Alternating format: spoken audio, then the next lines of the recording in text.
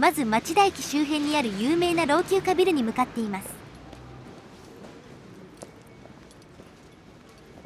旧町田街道を駅に向かって歩いているところです。チャンネル登録をお願いします。運営には皆様の力が必要です。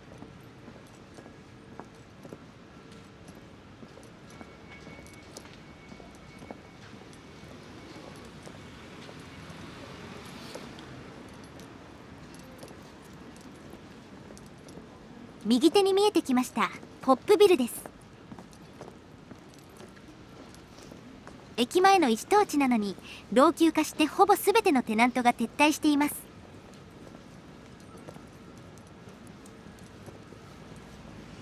廃墟と呼ぶ人もいますが、中はきちんと清掃されていますので、その表現は誤りです。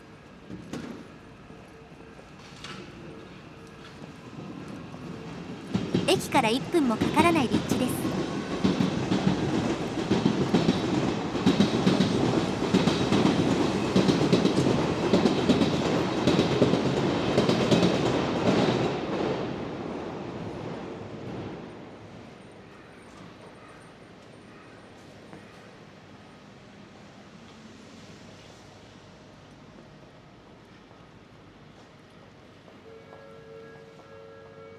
エスカレーターは当然動いていません。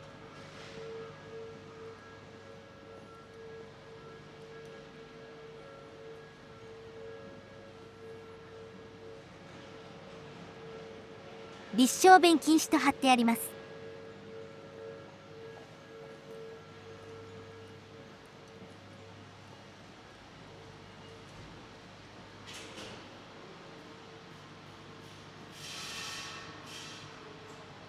今日は向こうに人がいますね。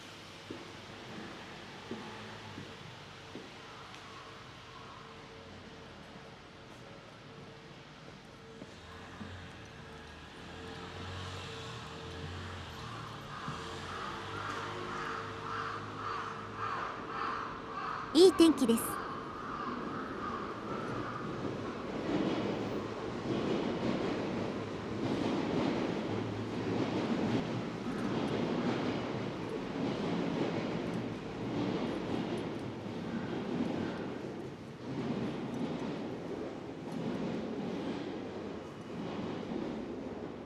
迷惑行為禁止と貼ってあります。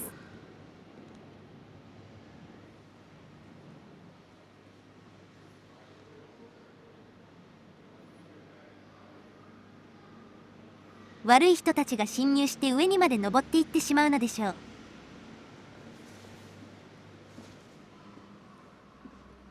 駅そばで綺麗なビル、誰もいない、電気もついている、悪い人たちがたむろうには最高の環境です。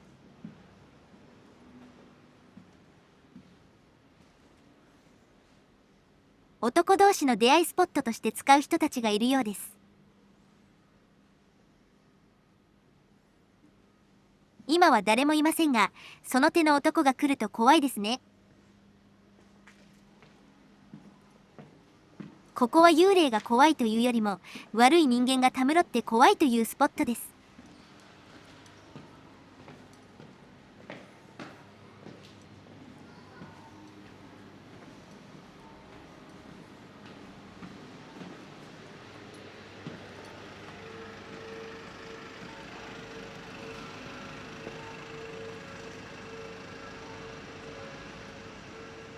地下に行ってみます。1階の富士そば、地下の庄屋という居酒屋と靴修理店がまだ営業しています。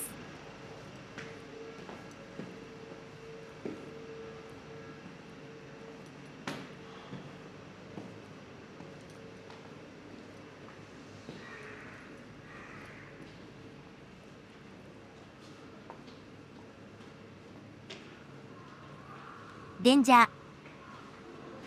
ここのコンセプト居酒屋はまだ営業しているのだろうか。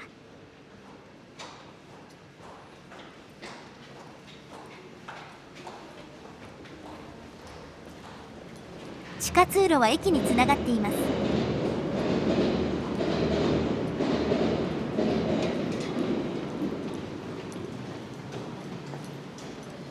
この通りは昔は不老者が占拠していて通りづらかった覚えがあります。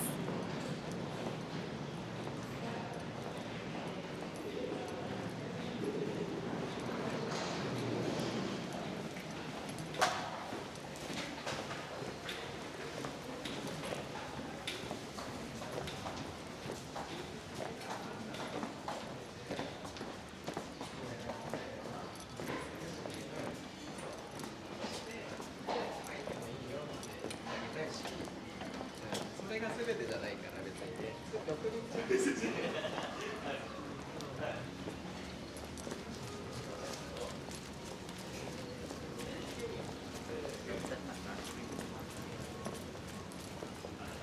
町田駅は小田急線の乗降客数が新宿、代々木上原に次いで3位となっています。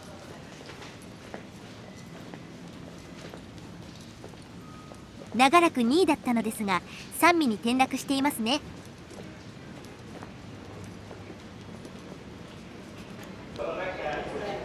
美味しい、ちょっと美味しいポジショニング狙うのやめてください。町田駅は小田急線と横浜線が通っています。その乗り換えにちょっと時間がかかります。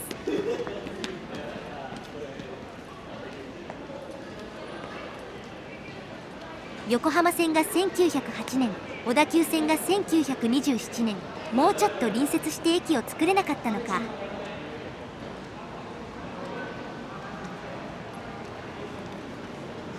評判のよろしくないサッカーチーム。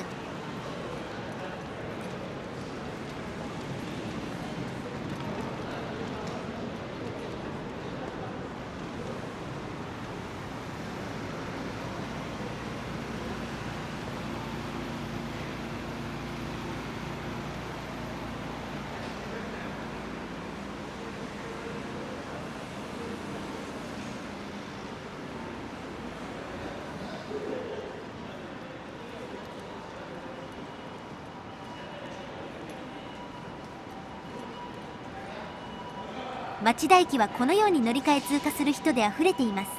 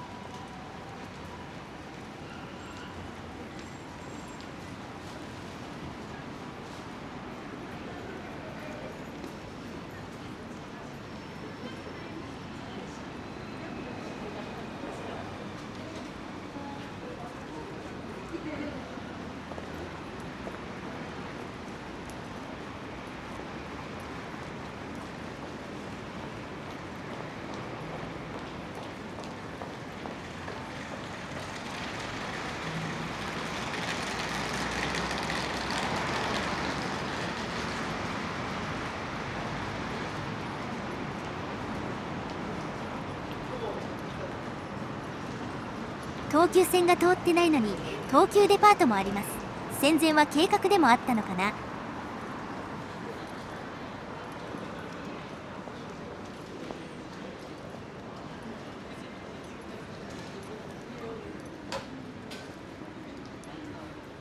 この右手が横浜線の駅です。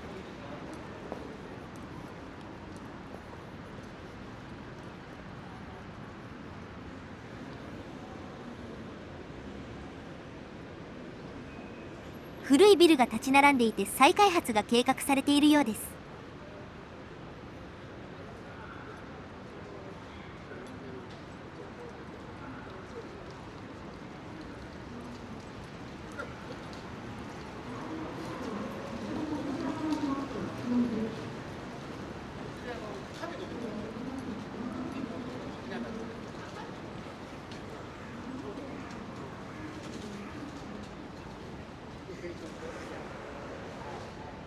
この道にモノレールが通って多摩センターや立川とつながるようです。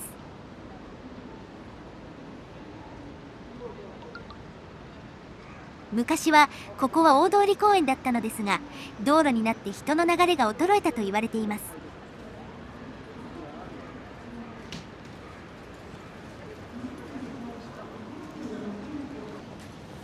午前10時を回って小田急デパートが開店したので向かいます。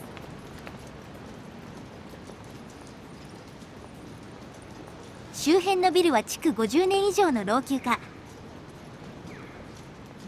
モノレールも再開発も10年後20年後の話でしょうからどうなることやら。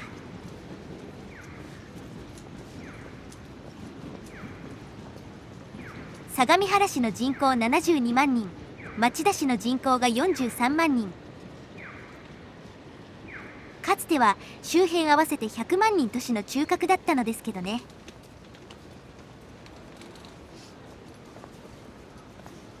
海老名など他地域の方が再開発が進んでいます。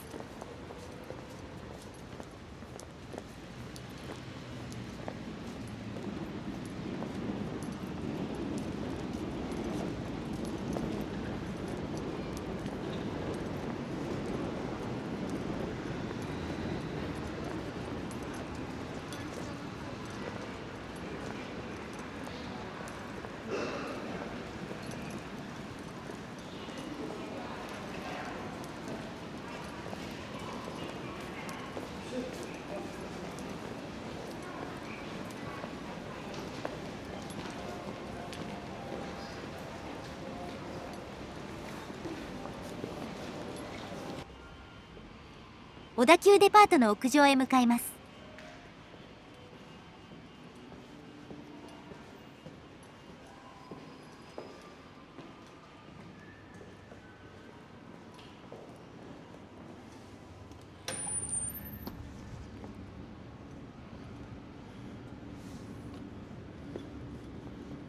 ここは大昔は子供用の遊園地だったのだろうか。デパートの屋上ってどこも遊園施設が多かったような記憶がある。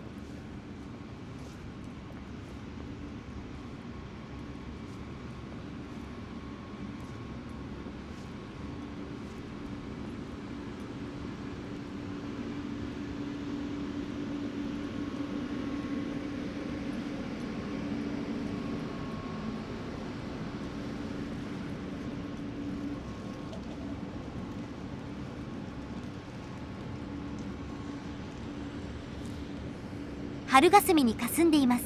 大山や丹沢山地がかなりの雪景色なのですが、左手には相模大野の駅前に建設中のタワマンが見えます。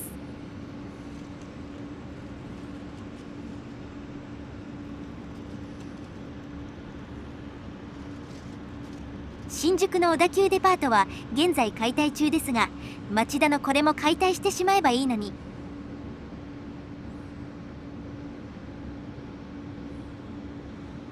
町田じゃ新しくしても採算取れなさそうかな。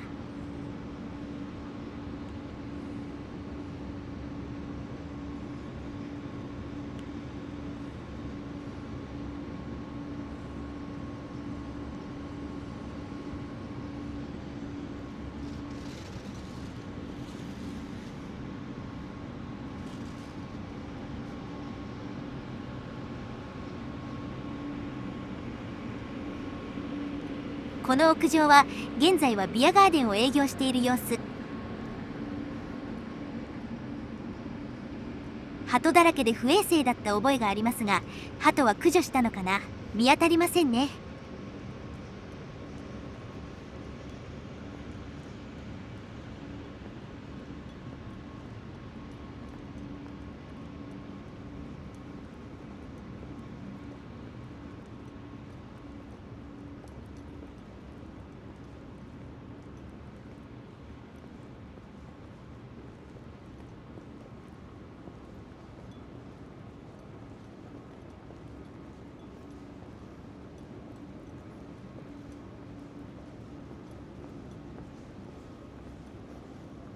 屋上神社、開業時に地上にあったのを移設したのだろうか。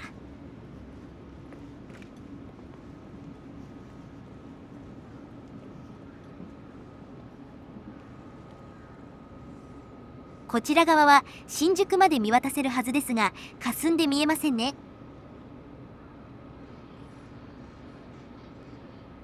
さっき入ったポップビルが見えます。文化センターの看板が残っている。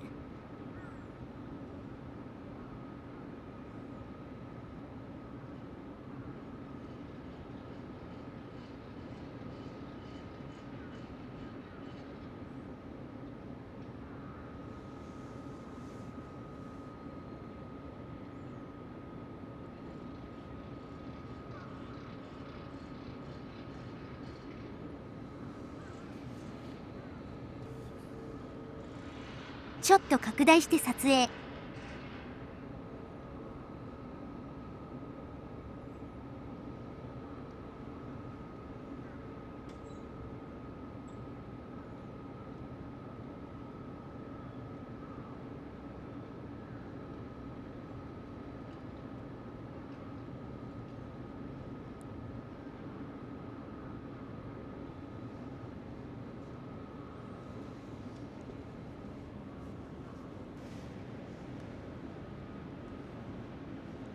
ステージがある。昔は売れないアイドルの屋上イベントとかあったのだろうか。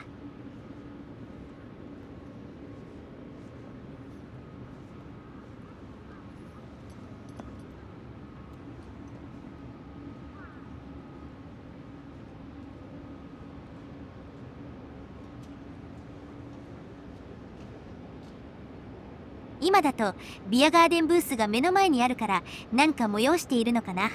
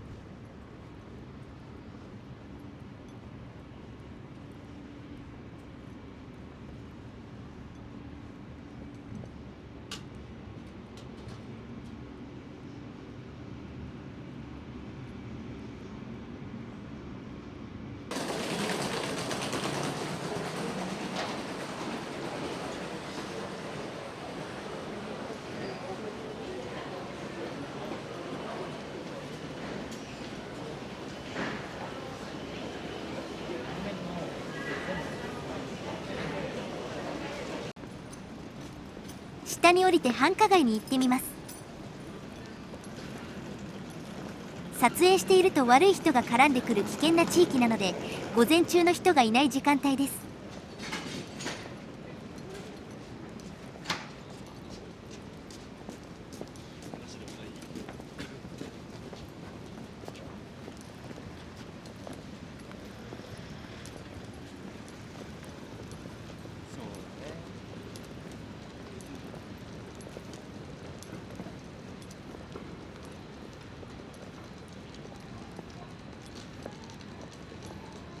この通りは人を騙すキャッチセールスや水商売などのスカウトが多く出没します。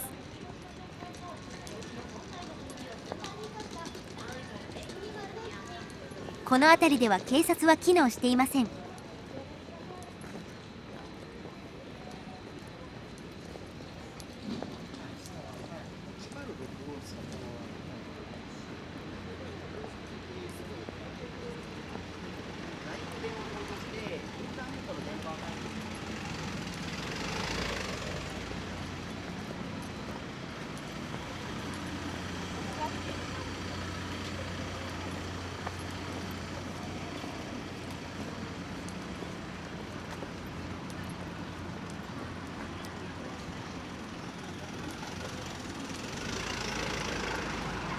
昔109が入っていたビルが見えますね。テナントが撤退しているのか看板もありませんね。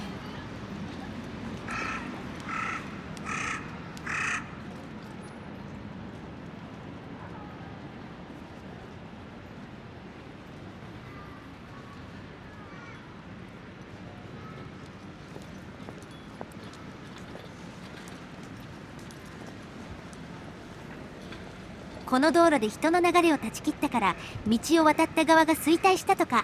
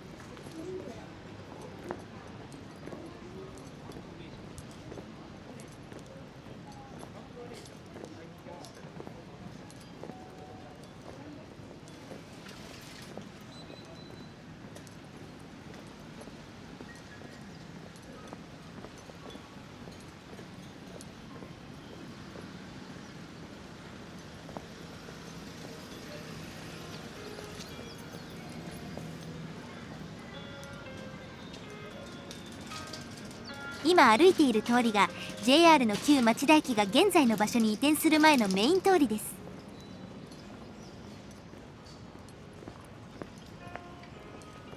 昔はこの辺りが中心街だったようです。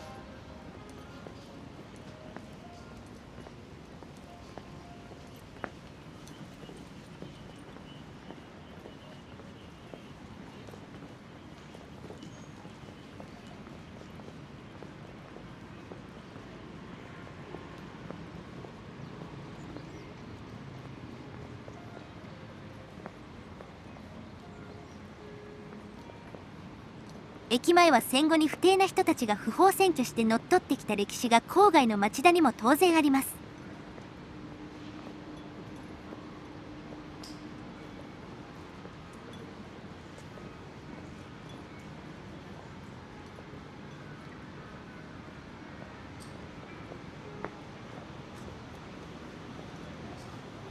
この辺りが不法占拠した闇市の名残です。現在でも地権者はその筋の人たちなのでしょうね。でもここまでくっきりと昔のまま残っているので観光資源になっています。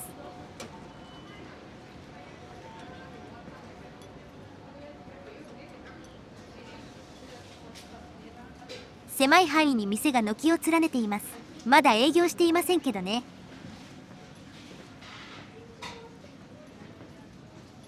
最近ではタイとか海外料理の店も増えてきているようです。人が集まる通りですからテナントも大体は埋まっていますね。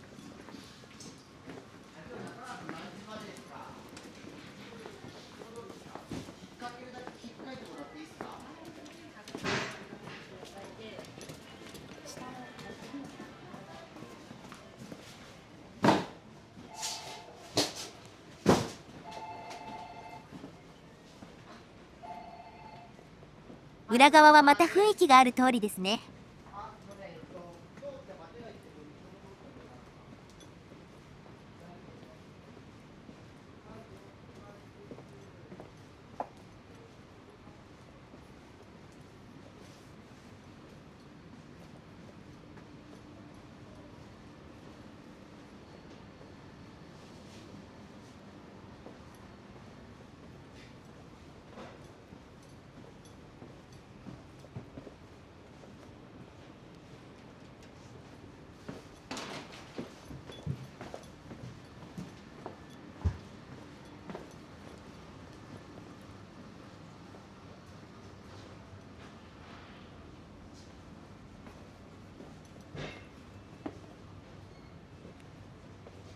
この右手がカレーの朝野という有名店で普段は行列ができています。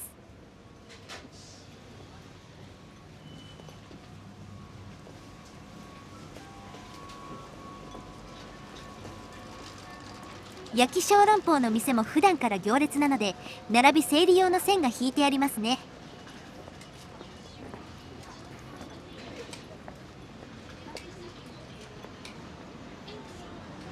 このビルが旧 JR 原町田駅です。1980年までこちらが使われていました。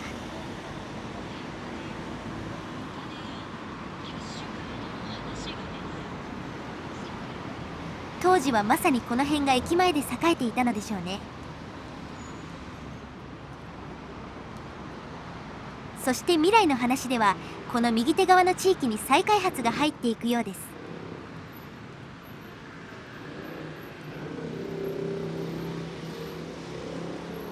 左手は空き手なんとかな。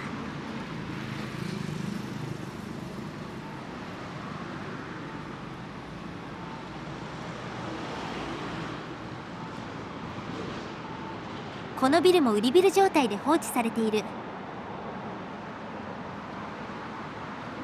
人の流れが戻ってこないと無理でしょうね。再開発後に期待。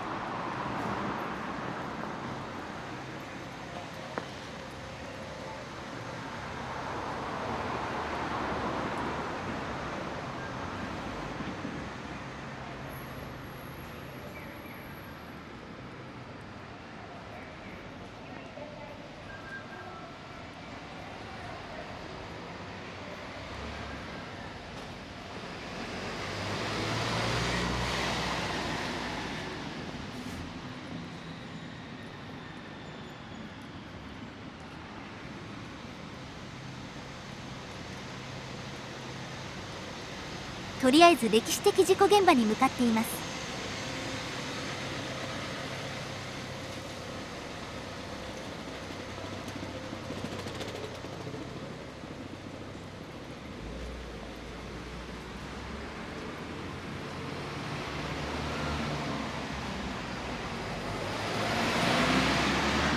1964年、町田の駅前に米軍機が墜落したお話です。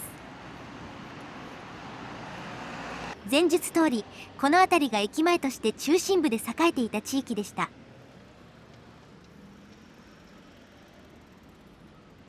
そこに米軍機が落ちてきたわけですから惨状になるかと思いきや、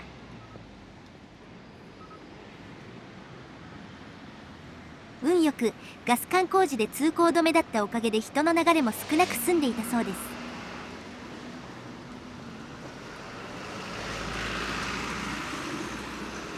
それでも墜落地点では民家十数戸が全半壊で炎上、死傷者も数十名も出たそうです。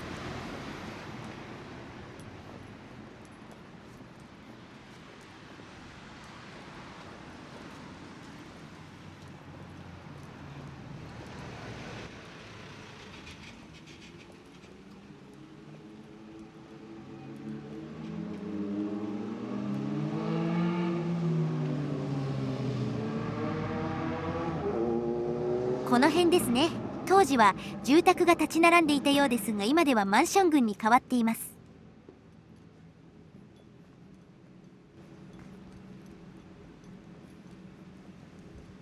米軍の F8U2 クルセイダージェット戦闘機が墜落し、現在でもまだエンジン棟が地下に埋まっています。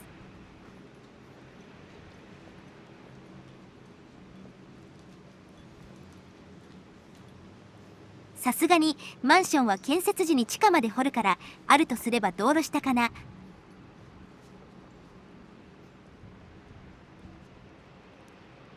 慰霊碑も何もありませんね。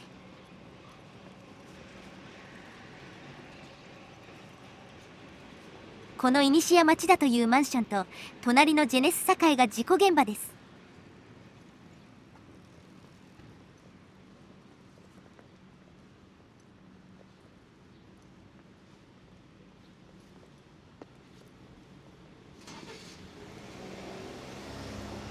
まあ人なんてどこでも死んでますからどうでもいいのですけどね。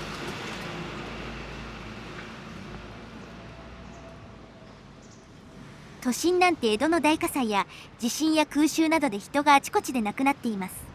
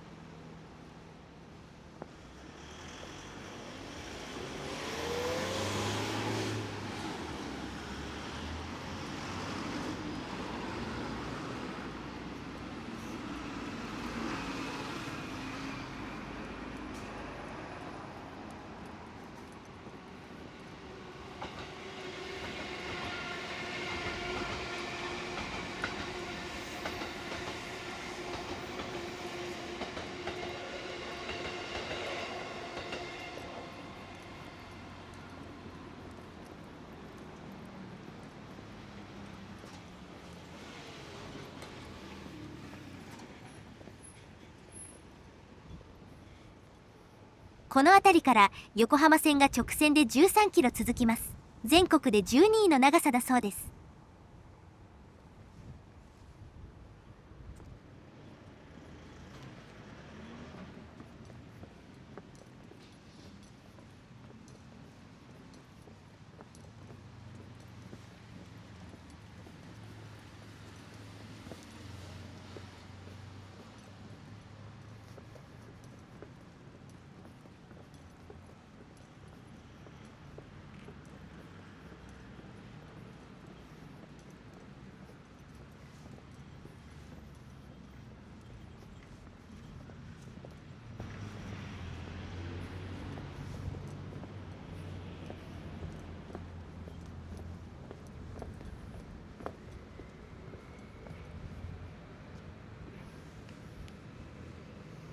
橋本方面に向かって直線の線路が伸びます。明治期の用地取得でたまたまそうなったそうです。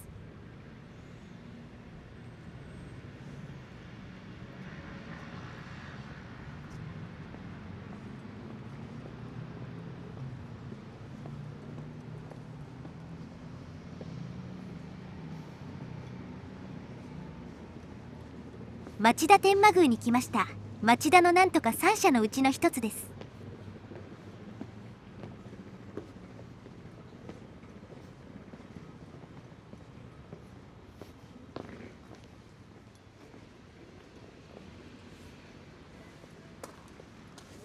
鳥居があればくぐらざるを得ない。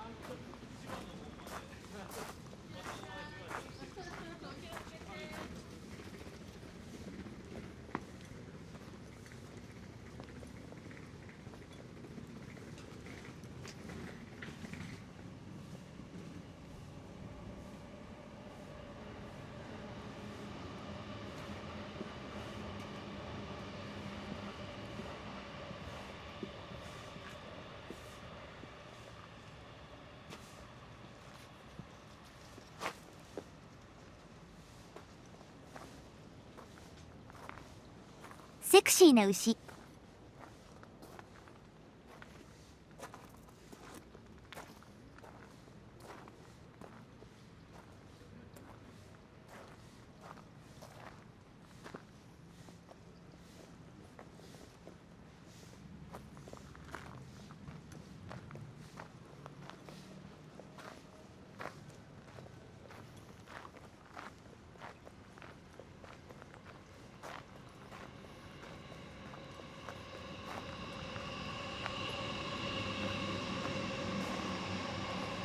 梅がちょっと残っている。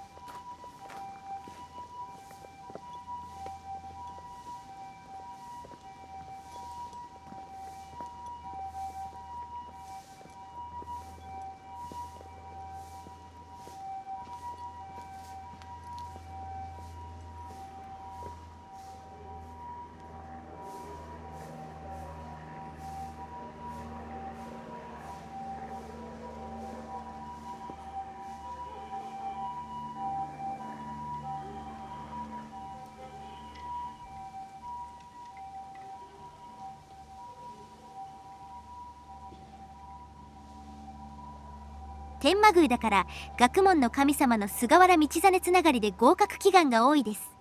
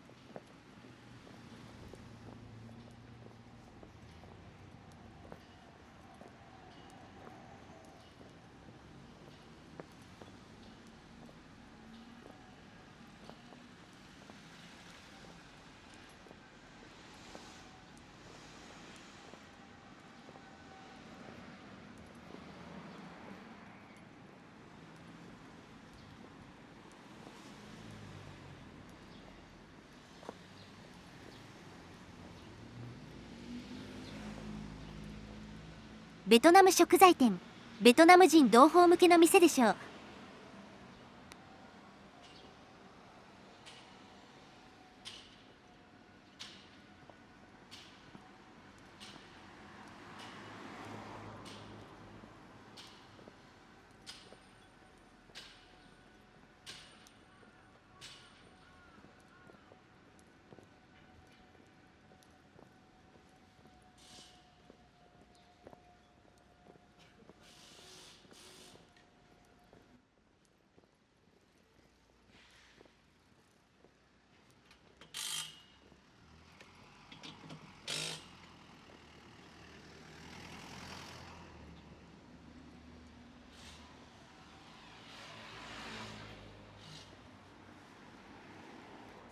境川が見えてきました。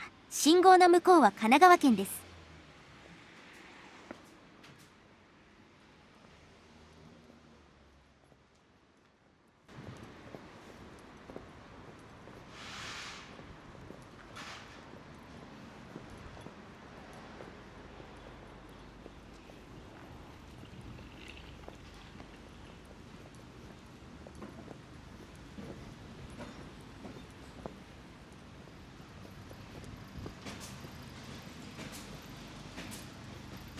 この辺が未来の再開発地域のようですが、どうなるのやら。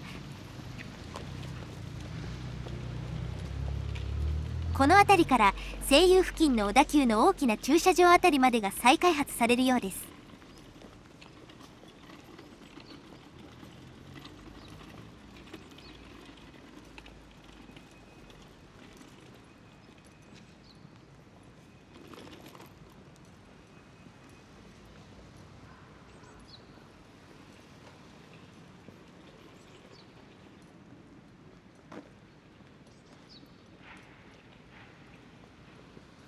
ここにはタワマンとか立ちそう。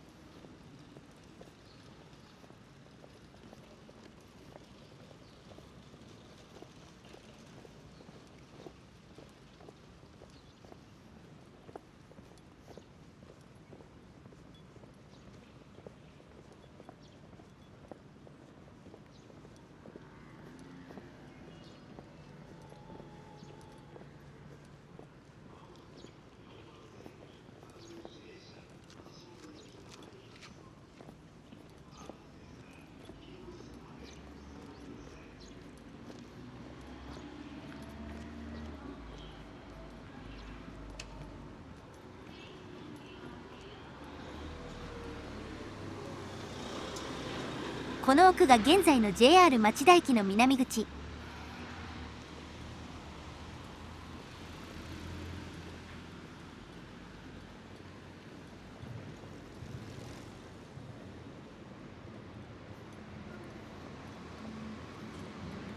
繁華街側につながる地下道がこの位置ってことは、駅が移転する前からありそう。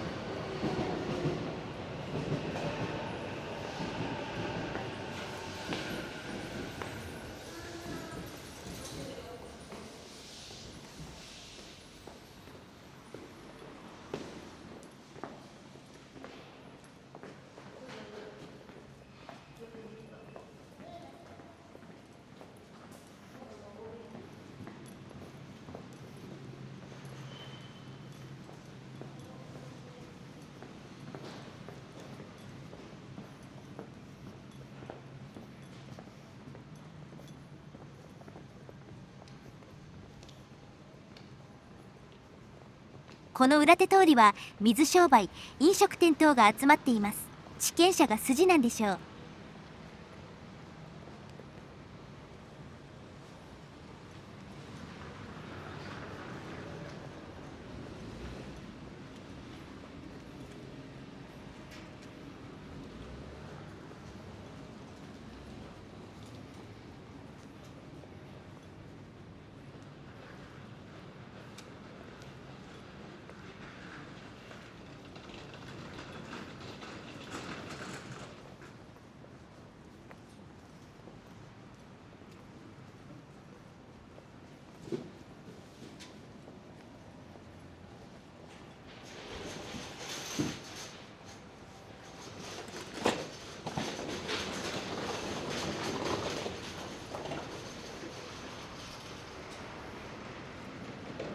ここも戦後は闇市だったのかな。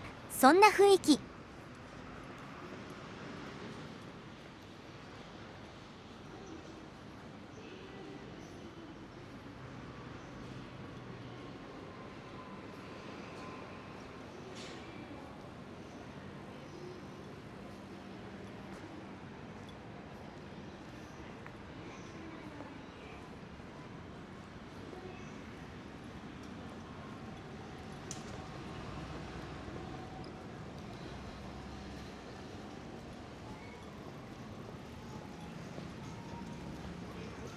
ほら、外国人が好きなドン・キホーテだぞ。お好きでしょ。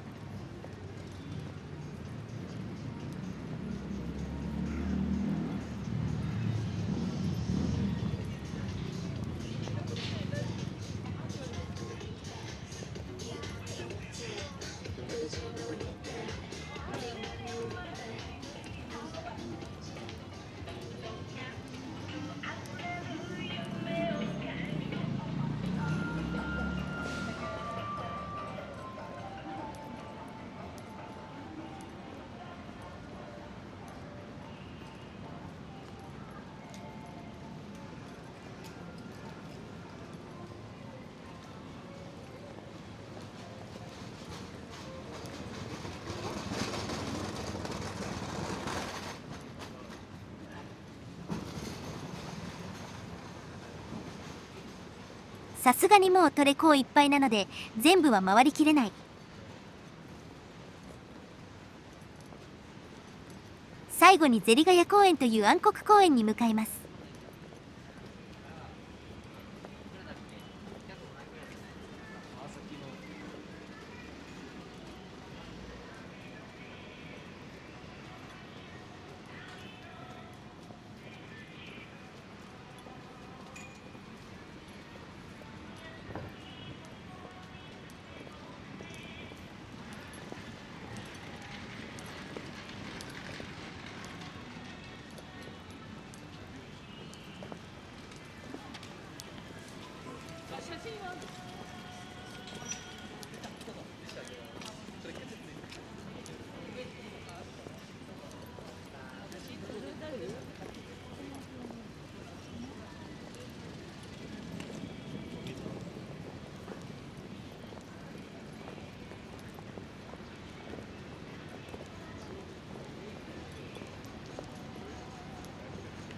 なんかジンギスカン鍋みたいな建物がある。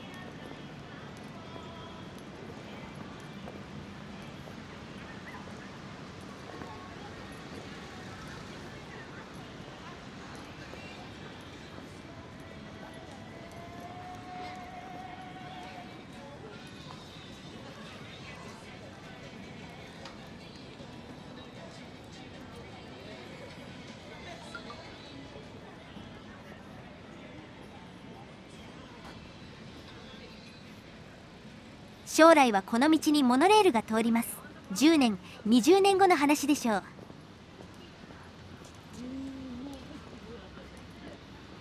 多分生きていない。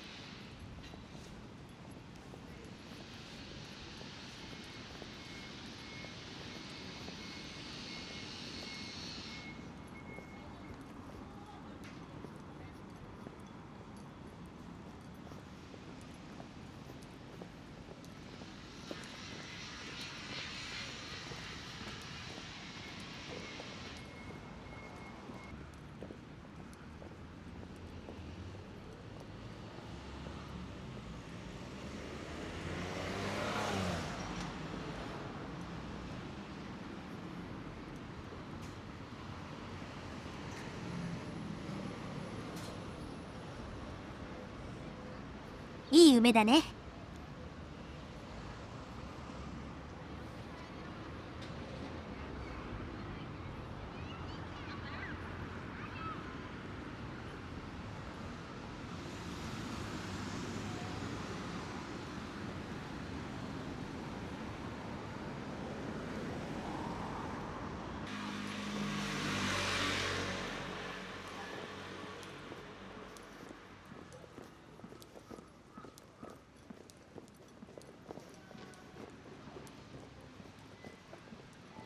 この辺は高級住宅街っぽい。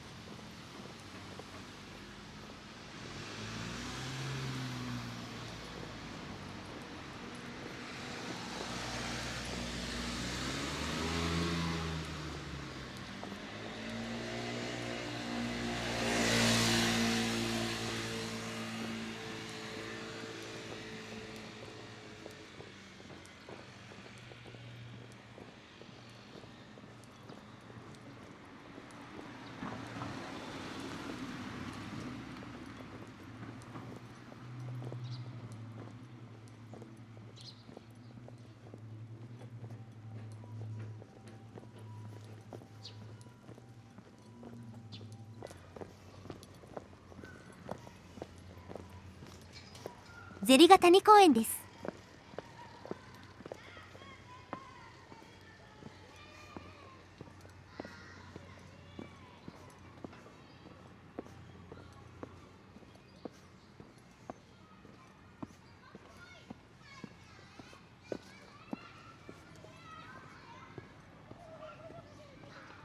町田は古来から悪い人が集まるので、その手の人たちを埋める場所ですね。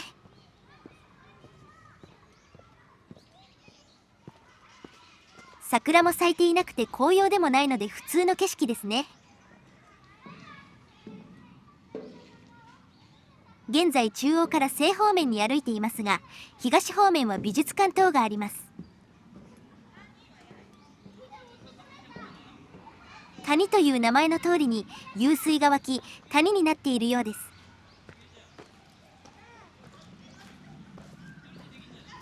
そして心霊スポットのようですね。決意するのにちょうど良い高さの木もありますので、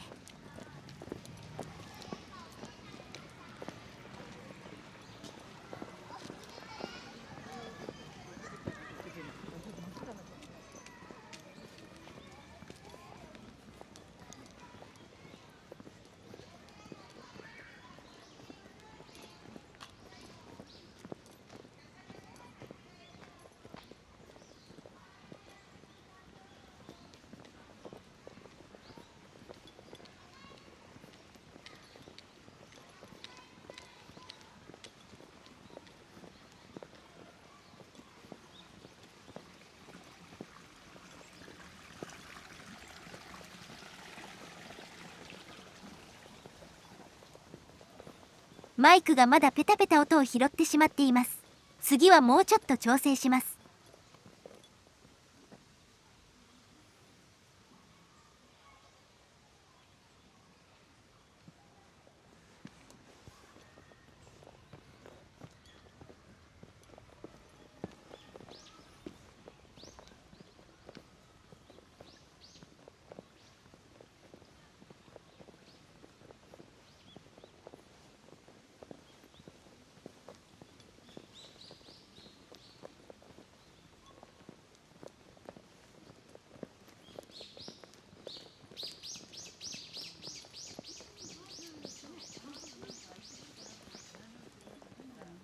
住宅は高い位置にある。湧水があるから昔は田園だったのかな。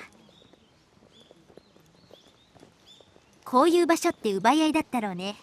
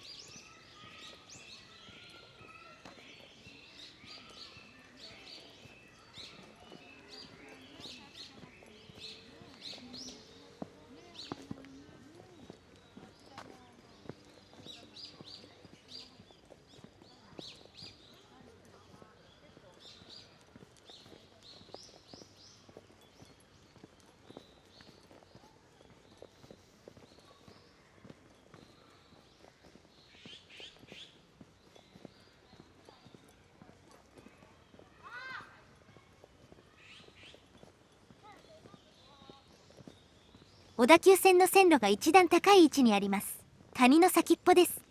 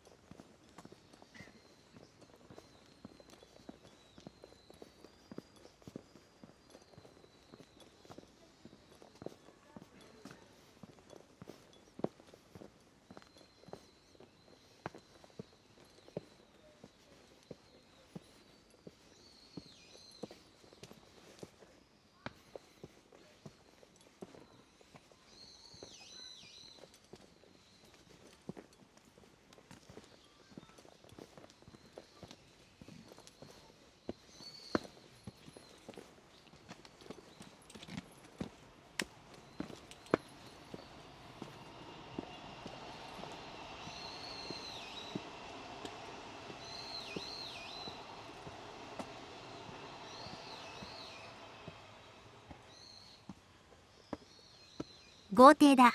この辺りの有力地主の子孫だろうか。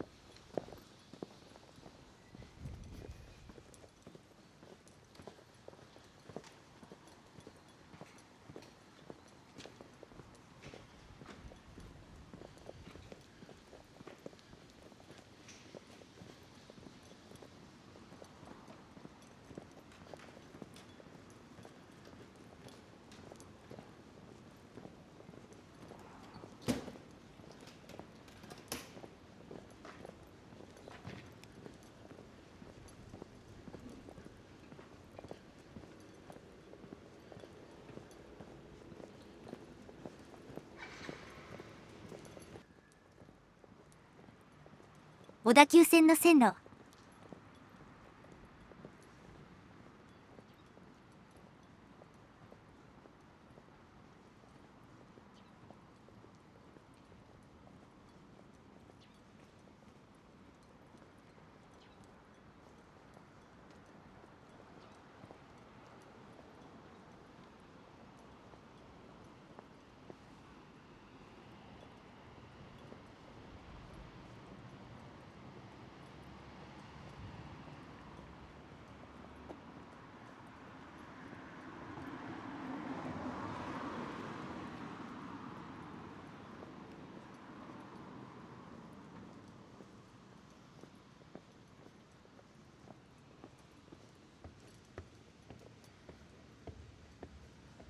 では本日はここまで。ご視聴ありがとうございました。よろしかったらチャンネル登録といいねをお願いします。